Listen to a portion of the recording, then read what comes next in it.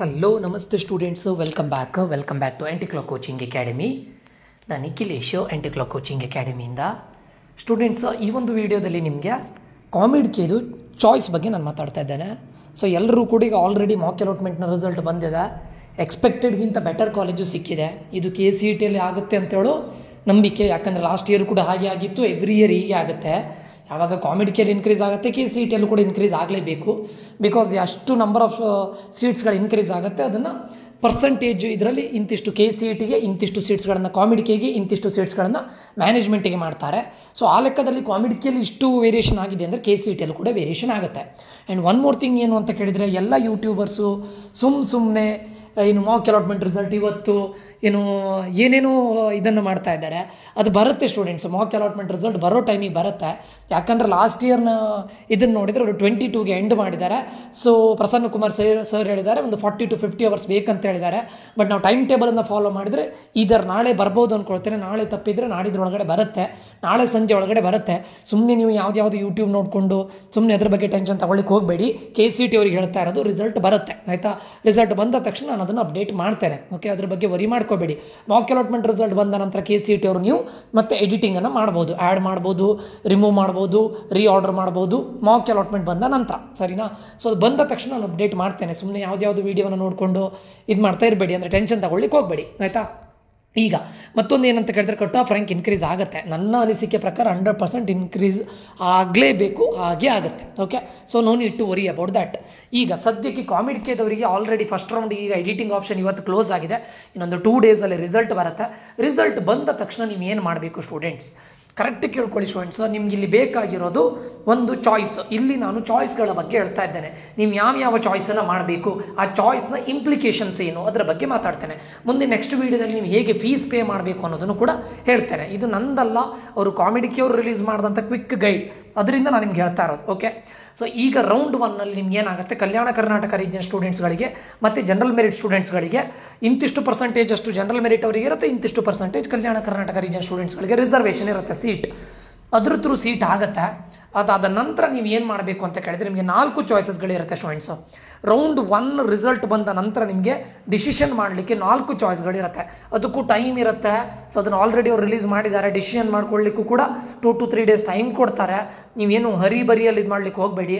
ನಿಮ್ಮ ಪೇರೆಂಟ್ಸ್ಗಳ ಜೊತೆ ಡಿಸ್ಕಸ್ ಮಾಡಿ, ನಿಮಗೆ ಈ ಕಾಲೇಜ್ ಇಷ್ಟ ಆಗಿದೆ, ಆ ಬ್ರಾಂಚ್ ಇಷ್ಟ ಆಗಿದೆ ನೋಡಿಕೊಂಡು ನೆಕ್ಸ್ಟ್ ರೌಂಡಿಗೆ ಹೋಗಬೇಕಾ ಬೇಡವಾ ಅಂತ ಡಿಸೈಡ್ ಮಾಡಿ ಹೋಗಿ, ಆಯಿತಾ. ಆ್ಯಂಡ್ ಯಾರ್ಯಾರು KCET ಮತ್ತು ಕಾಮಿಡಿಕೆ ಎರಡಕ್ಕೂ ಪಾರ್ಟಿಸಿಪೇಟ್ ಮಾಡ್ತಾ ಇದ್ದೀರಾ, ಸ್ವಲ್ಪ ಯೋಚನೆ ಮಾಡಿ. ಸೆಕೆಂಡ್ ರೌಂಡಿಗೆ ಹೋಗುವಾಗ ಏನು ಪ್ರಾಬ್ಲಮ್ ಇಲ್ಲ. ಸೆಕೆಂಡ್ ರೌಂಡ್ ಅನ್ನೋದು ಎಕ್ಸ್ಕ್ಲೂಸಿವ್ ಆಗಿ ಕಲ್ಯಾಣ ಕರ್ನಾಟಕ ರೀಜನ್ ಇರುತ್ತೆ. ಥರ್ಡ್ ರೌಂಡ್ ಜನರಲ್ ಮೆರಿಟ್ ಸ್ಟೂಡೆಂಟ್ಸ್ಗಳಿಗೆ ಇರುತ್ತೆ. ಥರ್ಡ್ ರೌಂಡಿಗೆ ಹೋದ್ರೂ ನೋ ಪ್ರಾಬ್ಲಮ್, ಅಲ್ಲಿಂದ ನೀವು ಎಕ್ಸಿಟು ಆಗ್ಬೋದು, ಏನು ಪ್ರಾಬ್ಲಮ್ ಇಲ್ಲ. ಫೋರ್ತ್ ರೌಂಡಿಗೆ ನೀವು ಎಂಟ್ರಿ ಆಗಿದ ತಕ್ಷಣ ಮಾಡಲಿಕ್ಕೆ ಆಗೋದಿಲ್ಲ, ಆಯಿತಾ. ಫೋರ್ತ್ ರೌಂಡ್ ಎಂಟ್ರಿ ಅಂತ ಹೇಳಿದ್ರೆ ಫೋರ್ತ್ ರೌಂಡ್ನ ರಿಸಲ್ಟ್ ಬಂದ ತಕ್ಷಣ ನೀವು ಮತ್ತೆ ಎಕ್ಸಿಟ್ ಆಗಲಿಕ್ಕೆ ಚಾನ್ಸ್ ಇಲ್ಲ, ಕಾಮಿಡಿಕೆಯಲ್ಲೂ ಆಗೋದಿಲ್ಲ, ಆಯಿತಾ. ಸೊ ಈಗ ರೌಂಡ್ 1 ನಂತರ ನಿಮಗೆ ಒಂದು ಕಾಲೇಜ್ ಅಲಾಟ್ ಆಗುತ್ತೆ ಅಂತ ಅಂದ್ಕೊಳ್ಳಿ. ಒಂದು XYZ ಅನ್ನೋ ಕಾಲೇಜಲ್ಲಿ ಅಲಾಟ್ ಆದರೆ ನಿಮ್ಗೆ ಏನಾಗುತ್ತೆ, ಅಲ್ಲಿ 4 ಚಾಯ್ಸ್ಗಳಿರುತ್ತೆ ಸ್ಟೂಡೆಂಟ್ಸು. ಒಂದು accept and freeze, accept and upgrade, reject and upgrade, reject and withdraw, ಆಯಿತಾ. ಸೊ ಸೇಮ್ KCETಯಲ್ಲೂ ಇದೇ ಫಾಲೋ ಆಗೋದು. ಅಂದರೆ ಆಕ್ಸೆಪ್ಟ್ ಆ್ಯಂಡ್ ಫ್ರೀಸ್ ಅಂದರೆ ಮೀನಿಂಗ್ ಏನಂತ ಕೇಳಿದರೆ, ನನಗೆ ಸಿಕ್ಕಿರೋ ಕಾಲೇಜಲ್ಲಿ ಸಿಕ್ಕಿರೋ ಬ್ರ್ಯಾಂಚು ಇಷ್ಟ ಆಗಿದೆ, I am going to take admission in that particular college for that particular course. ಅರ್ಥ ಆಯ್ತಾ? ಅಂದರೆ ನಿಮಗೆ ಸ್ಯಾಟಿಸ್ಫೈ ಆಗಿದೆ, ಕಾಲೇಜಿಂದನೂ ಸ್ಯಾಟಿಸ್ಫೈ ಆಗಿದೆ, ಕೋರ್ಸಿಂದನೂ ಸ್ಯಾಟಿಸ್ಫೈ ಆಗಿದೆ. ಸೊ ದ್ಯಾಟ್ ನಾನು ಹೋಗಿ ಅಡ್ಮಿಷನನ್ನು ತಗೊಳ್ತೇನೆ ಅಂತ ಹೇಳೋದು ಆಕ್ಸೆಪ್ಟ್ ಆ್ಯಂಡ್ ಫ್ರೀಸ್, ಸರಿನಾ. ಅಡ್ಮಿಷನ್ ತಗೊಳ್ತೇನೆ, ನೀವು ಯಾವಾಗ ಆಕ್ಸೆಪ್ಟ್ ಆ್ಯಂಡ್ ಫ್ರೀಸನ್ನು ಕ್ಲಿಕ್ ಮಾಡ್ತೀರೋ ನೋಡಿ, ಆವಾಗ ನಿಮಗೆ ಫೀಸ್ ಪೇಮೆಂಟಿಗೆ ಕೇಳುತ್ತದು. ಫೀಸ್ ಪೇಮೆಂಟ್ ಎಷ್ಟಾಗುತ್ತೆ, ಅರೌಂಡ್ 3 lakh ಚೇಂಜ್ ಈ ವರ್ಷ ಇದೆ ಫೀಸ್ ಪೇಮೆಂಟ್. ಅದನ್ನು ಮಾಡಬೇಕು. ಫೀಸ್ ಪೇಮೆಂಟ್ ಬಗ್ಗೆ ನಾನು ಸಪ್ರೇಟಾಗಿ ಒಂದು ವಿಡಿಯೋ ಮಾಡ್ತೇನೆ, ಒಂದು 5 minutes ವಿಡಿಯೋ. ಇದು accept and freeze. Second one accept and upgrade. ಇದೇನು accept and upgrade? Accept and upgrade ಅಂತ ಹೇಳಿದರೆ, ಫಾರ್ ಎಕ್ಸಾಂಪಲ್ ನಿಮಗೆ ಫಸ್ಟ್ ರೌಂಡಲ್ಲಿ ಒಂದು XYZ ಅಂತ ಕಾಲೇಜ್ ಆಗಿರುತ್ತೆ. ಈ ಕಾಲೇಜನ್ನು ನಾನು ಆಕ್ಸೆಪ್ಟ್ ಮಾಡ್ತಾ ಇದ್ದೇನೆ, ನನಗೆ ಖುಷಿಯಾಗಿದೆ, ಈ ಕಾಲೇಜಲ್ಲಿ ಸಿಕ್ಕಿರೋ ಬ್ರಾಂಚು ಖುಷಿಯಾಗಿದೆ, ಕಾಲೇಜು ಖುಷಿಯಾಗಿದೆ, ನೋಡೋಣ ನಾನು ನೆಕ್ಸ್ಟ್ ರೌಂಡಿಗೆ ಹೋಗ್ತೇನೆ. ನೀವು ಕಲ್ಯಾಣ ಕರ್ನಾಟಕ ರೀಜನ್ ಸ್ಟೂಡೆಂಟ್ಸ್ ಆದರೆ ಸೆಕೆಂಡ್ ರೌಂಡಿಗೆ ಹೋಗ್ತೀರಾ, ಜನರಲ್ ಮೆರಿಟ್ ಸ್ಟೂಡೆಂಟ್ಸ್ ಆದರೆ ಥರ್ಡ್ ರೌಂಡಿಗೆ ಡೈರೆಕ್ಟ್ ಪಾರ್ಟಿಸಿಪೇಷನ್ನು.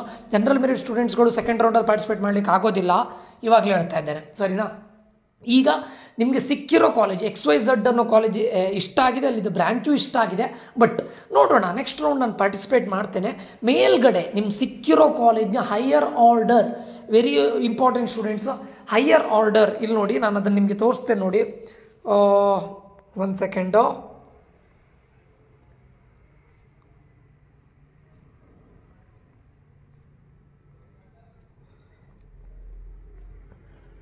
ಇಲ್ಲಿ ನೋಡಿ, ಆಕ್ಸೆಪ್ಟ್ ಆ್ಯಂಡ್ ಅಪ್ಗ್ರೇಡ್ ಅಂದರೆ you are satisfied with the allotted seat but wish to participate in the next round.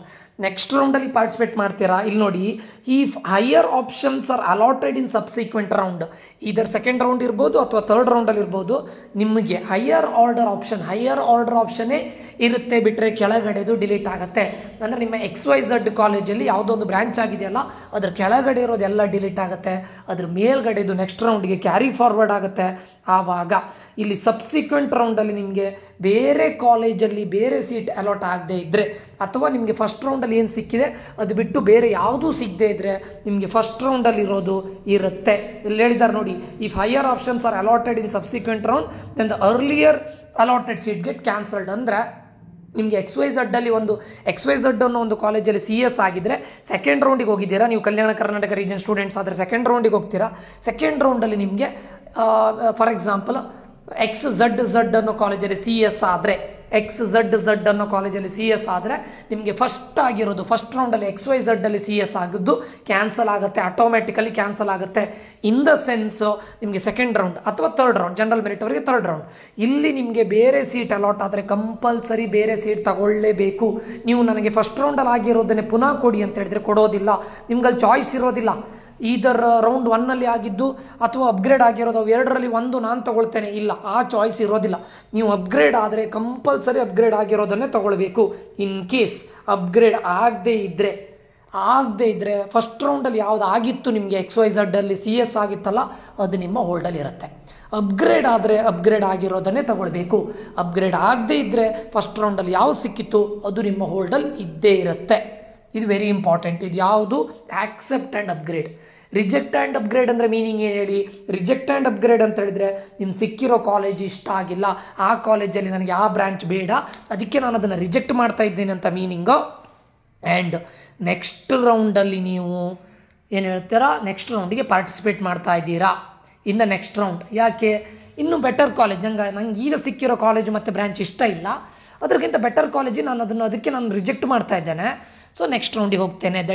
That do means that you are not holding any college. ನೀವು ಯಾವ college ಆಗಲಿ ಯಾವ ಬ್ರ್ಯಾಂಚನ್ನು hold ಮಾಡದೆ second round ಅಥವಾ third ರೌಂಡಲ್ಲಿ participate ಮಾಡ್ತಾ ಇದ್ದೀರಾ ಅಂತ meaning. Last option reject and withdraw ಅಂದರೆ ಮೀನಿಂಗು ನೀವು ಸಿಕ್ಕಿರೋ ಕಾಲೇಜಿಂದಲೂ ಸ್ಯಾಟಿಸ್ಫೈ ಆಗಿಲ್ಲ ಆ್ಯಂಡ್ ಬ್ರ್ಯಾಂಚಿನೂ ಸ್ಯಾಟಿಸ್ಫೈ ಆಗಿಲ್ಲ, ನಾನು ಇನ್ನು ಫರ್ದರ್ ರೌಂಡ್ಸಲ್ಲಿ ನಾನು ಪಾರ್ಟಿಸಿಪೇಟ್ ಮಾಡೋದಿಲ್ಲ, ಕಾಮಿಡಿಕೆಯಿಂದ ಎಕ್ಸಿಟ್ ಆಗ್ತೇನೆ ಅಂದರೆ ಮೀನಿಂಗು ರಿಜೆಕ್ಟ್ ಆ್ಯಂಡ್ ವಿಡ್ರಾ. ಈಗ ಫಸ್ಟ್ ರೌಂಡಲ್ಲಿ ಯಾರ್ಯಾರು ಫೀಸನ್ನು ಪೇ ಮಾಡಬೇಕು? ರಿಜೆಕ್ಟ್ ಆ್ಯಂಡ್ ವಿಡ್ರಾ ಬಿಟ್ಟು ಉಳಿದವ್ರು ಎಲ್ಲರೂ ಫೀಸ್ ಪೇ ಮಾಡಬೇಕು. Very important. ನೀವು ರಿಜೆಕ್ಟ್ ಆ್ಯಂಡ್ ವಿಡ್ರಾ ಮಾಡಿದರೆ ಮಾತ್ರ ಫೀಸ್ ಪೇ ಮಾಡಲಿಕ್ಕಿಲ್ಲ. ಆಕ್ಸೆಪ್ಟ್ ಆ್ಯಂಡ್ ಅಪ್ಗ್ರೇಡ್ ಮಾಡಿದ್ರು ಫೀಸ್ ಪೇ ಮಾಡಬೇಕು, ಆಕ್ಸೆಪ್ಟ್ ಆ್ಯಂಡ್ ಫ್ರೀಸ್ ಮಾಡಿದ್ರು ಫೀಸ್ ಪೇ ಮಾಡಬೇಕು, ಮತ್ತು ಯಾವುದು ರಿಜೆಕ್ಟ್ ಆ್ಯಂಡ್ ಅಪ್ಗ್ರೇಡ್ ಮಾಡಿದ್ರು ಫೀಸ್ ಪೇ ಮಾಡಬೇಕು. ಎಕ್ಸೆಪ್ಟ್ ರಿಜೆಕ್ಟ್ ಆ್ಯಂಡ್ ವಿಡ್ರಾ ಮಾಡಿದರೆ ನೀವು ಕಾಮಿಡಿಕೆಯಿಂದ ವಿಡ್ರಾ ಆಗ್ತಾ ಇದ್ದೀರಾ, so you don't need to pay any fees. But other than this ಬೇರೆ ಎಲ್ಲರೂ ಕೂಡ ಫೀಸ್ ಪೇ ಮಾಡಿನೇ ನೆಕ್ಸ್ಟ್ ರೌಂಡಲ್ಲಿ ಪಾರ್ಟಿಸಿಪೇಟ್ ಮಾಡಬೇಕು. Very important. ಇಲ್ಲದೇ ಇದ್ದರೆ ನಿಮಗೆ ನೆಕ್ಸ್ಟ್ ರೌಂಡಲ್ಲಿ ಪಾರ್ಟಿಸಿಪೇಟ್ ಮಾಡಲಿಕ್ಕೆ ಆಗೋದಿಲ್ಲ. ಯಾರು ವಿಡ್ರಾ ಮಾಡ್ತಾ ಇದ್ದಾರೆ ಅವ್ರು ಮಾತ್ರ ಫೀಸ್ ಪೇ ಮಾಡಲಿಕ್ಕಿಲ್ಲ, ಸರಿನಾ? ಸೊ ಇದು ಎವ್ರಿ ರೌಂಡಲ್ಲಿ ಇರುತ್ತೆ. ರೌಂಡ್ 1 ಆಯಿತಾ. ರೌಂಡ್ 2 ಯಾರಿಗೆ ಕೇಳಿದರೆ ಕಲ್ಯಾಣ ಕರ್ನಾಟಕ ರೀಜನ್ ಸ್ಟೂಡೆಂಟ್ಸ್ಗಳಿಗೆ ಮಾತ್ರ. ಗೊತ್ತಾಯ್ತಾ? ಜನರಲ್ ಮೆರಿಟ್ ಅವರು ರೌಂಡ್ 2 ಅಲ್ಲಿ ಪಾರ್ಟಿಸಿಪೇಟ್ ಮಾಡಲಿಕ್ಕೆ ಆಗೋದಿಲ್ಲ. ರೌಂಡ್ 3 ಯಾರಿಗೆ ಕೇಳಿದರೆ ಜನರಲ್ ಮೆರಿಟ್ ಸ್ಟೂಡೆಂಟ್ಸ್ಗಳಿಗೆ ಮಾತ್ರ. ಓಕೆ, ಈಗ ಕಲ್ಯಾಣ ಕರ್ನಾಟಕ ರೀಜನ್ ಸ್ಟೂಡೆಂಟ್ಸ್ಗಳು ನಾನು ರೌಂಡ್ 3 ಅಲ್ಲಿ ಪಾರ್ಟಿಸಿಪೇಟ್ ಮಾಡ್ಬೋದಾ? ಆಗೋದಿಲ್ಲ. ಯಾಕೆ ಕೇಳಿದರೆ ನೀವು ಫಸ್ಟ್ ರೌಂಡಲ್ಲಿ ನೀವು ಆಕ್ಸೆಪ್ಟ್ ಆ್ಯಂಡ್ ಅಪ್ಗ್ರೇಡ್ ಮಾಡಿ ರೌಂಡ್ 2 ಹೋಗಿ ಮತ್ತೆ ರೌಂಡ್ 3 ಹೋಗ್ತೇನೆ ಅಂದರೆ ನಿಮ್ಗೆ ಆಗೋದಿಲ್ಲ. Okay, so round 1 is for both Kalyana Karnataka and general merit students. Round 2 is exclusively only for Kalyana Karnataka region students. Round 3 only for general merit students. Round 4 ಏನಾಗುತ್ತೆ ಕೇಳಿದರೆ, in case Kalyana Karnataka region ಸ್ಟೂಡೆಂಟ್ಸ್ಗಳಲ್ಲಿ ಅಲ್ಲಿ ರಿಸರ್ವ್ಡ್ ಆಗಿರುವಂಥ ಸೀಟ್ಸ್ಗಳು ಬ್ಯಾಲೆನ್ಸ್ ಆದರೆ, ಅಂದರೆ ಸೀಟ್ಗಳು ವೇಕೆಂಟ್ ಇದ್ದರೆ ಅದನ್ನು ಜನರಲ್ ಮೆರಿಟ್ ಆಗಿ ಕನ್ವರ್ಟ್ ಮಾಡಿ 4th ರೌಂಡ್ ಮಾಡ್ತಾರೆ. ಅದರಲ್ಲಿ ಎಲ್ಲರೂ ಕೂಡ ಜನರಲ್ ಮೆರಿಟ್ ಆಗಿ ಕನ್ಸಿಡರ್ ಆಗ್ತಾರೆ. Very very important. ಈ ಲಾಸ್ಟ್ ರೌಂಡಲ್ಲಿ ಒಳ್ಳೊಳ್ಳೆ ಕಾಲೇಜ್ಗಳಿಗೆ ಅಪ್ಗ್ರೇಡ್ ಆಗೋ ಚಾನ್ಸಸ್ ವೆರಿ ಹೈ ಇರುತ್ತೆ ಫಾರ್ ಜನರಲ್ ಮೆರಿಟ್ ಸ್ಟೂಡೆಂಟ್ಸ್. ಯಾಕೆ ಕೇಳಿದರೆ ಇನ್ ಕೇಸ್ KKR ಅಲ್ಲಿ ಸೆಕೆಂಡ್ ರೌಂಡ್ ನಂತರ ತುಂಬ ಸೀಟ್ಸ್ಗಳನ್ನು ಉಳಿದ್ರೆ ಅದನ್ನು ಫೈನಲಿ ಜನರಲ್ ಮೆರಿಟಾಗಿ ಕನ್ವರ್ಟ್ ಮಾಡ್ತಾರೆ. ಸೊ ಆವಾಗ ಫೈನಲ್ ರೌಂಡ್ಸಲ್ಲಿ ನಿಮಗೆ ಒಳ್ಳೆ ಕಾಲೇಜ್ಗಳು ಸಿಗೋ ಚಾನ್ಸಸ್ ಜಾಸ್ತಿ ಇರುತ್ತೆ. ಆ್ಯಂಡ್ ಒನ್ ಮೋರ್ ಥಿಂಗ್ ಏನಂತ ಕೇಳಿದರೆ, ಯಾರ್ಯಾರು KCET ಮತ್ತು ಕಾಮಿಡ್ಗೆ ಎರಡರಲ್ಲೂ ಪಾರ್ಟಿಸಿಪೇಟ್ ಮಾಡ್ತಾ ಇದ್ದಾರೆ ಅವರು ಥರ್ಡ್ ರೌಂಡವ್ರಿಗೆ ನೋಡ್ತಾರೆ. ಇನ್ ಕೇಸ್ ಅವರಿಗೆ ಬೇಕಾಗಿರೋ ಕಾಲೇಜ್ ಕಾಮಿಡ್ಕೆಲ್ಲಿ ಆಗಲಿಲ್ವಾ, ಡ್ರಾಪ್ ಮಾಡ್ತಾರೆ, KCETಗೆ ಹೋಗ್ತಾರೆ. ಸೊ ಆವಾಗ ಕೂಡ ಅವರು ಡ್ರಾಪ್ ಮಾಡಿರೋ ಸೀಟು ಕೂಡ ಫೈನಲ್ ರೌಂಡಲ್ಲಿ ಸಿಗುತ್ತೆ. ಆವಾಗ ನಿಮಗೆ ಒಳ್ಳೆ ಕಾಲೇಜ್ಗಳು ಸಿಗೋ ಚಾನ್ಸಸ್ ವೆರಿ ಹೈ ಇರುತ್ತೆ. ಓಕೆ, ಸೊ ಅದಕ್ಕೋಸ್ಕರ ಯಾರ್ಯಾರು ಎಕ್ಸ್ಕ್ಲೂಸಿವ್ ಆಗಿ ಕಾಮಿಡಿಗೆ ಮಾಡ್ತಾ ಇದ್ದೀರಾ, ರೌಂಡ್ 3 ಅಂತೂ ನೀವು ಹೋಗ್ತೀರಾ. ನಿಮ್ಗೆ ಇನ್ ಕೇಸ್ ಆದರೆ ರೌಂಡ್ 4ಅಲ್ಲೂ ಕೂಡ ಪಾರ್ಟಿಸಿಪೇಟ್ ಮಾಡಿ. ಓಕೆ, ಫಾರ್ ಜನರಲ್ ಮೆರಿಟ್ ಸ್ಟೂಡೆಂಟ್ಸಿಗೆ ನಾನು ಹೇಳ್ತಾ ಇರೋದು, ಆಯಿತಾ. ಸೊ ಇದಿಷ್ಟು accept and freeze, accept and upgrade, reject and upgrade, reject and withdraw, ಇದು 4 ಆಪ್ಷನ್ಸ್ ಇರುತ್ತೆ. ರಿಜೆಕ್ಟ್ ಆ್ಯಂಡ್ ವಿಡ್ರಾ ಬಿಟ್ಟು ಉಳಿದವರೆಲ್ಲರೂ ಕೂಡ ಫೀಸನ್ನು ಕಂಪಲ್ಸರಿ ಪೇ ಮಾಡಲೇಬೇಕು.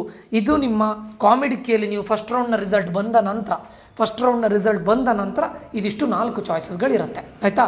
Second round only for Kalyana Karnataka region students. ಮುಂದೆ ನಾನು ಫೀಸನ್ನು ಹೇಗೆ ಪೇ ಮಾಡಬೇಕು, ಎಷ್ಟು ಪೇ ಮಾಡಬೇಕು ಅನ್ನೋದನ್ನು ಮುಂದಿನ ವಿಡಿಯೋದಲ್ಲಿ ಮಾಡ್ತೇನೆ. ಓಕೆ, ಸೊ ಇದಿಷ್ಟು ವಿಷಯ ಗೊತ್ತಾಗಿದೆ ಅಂತ ಅಂದ್ಕೊಳ್ತೇನೆ.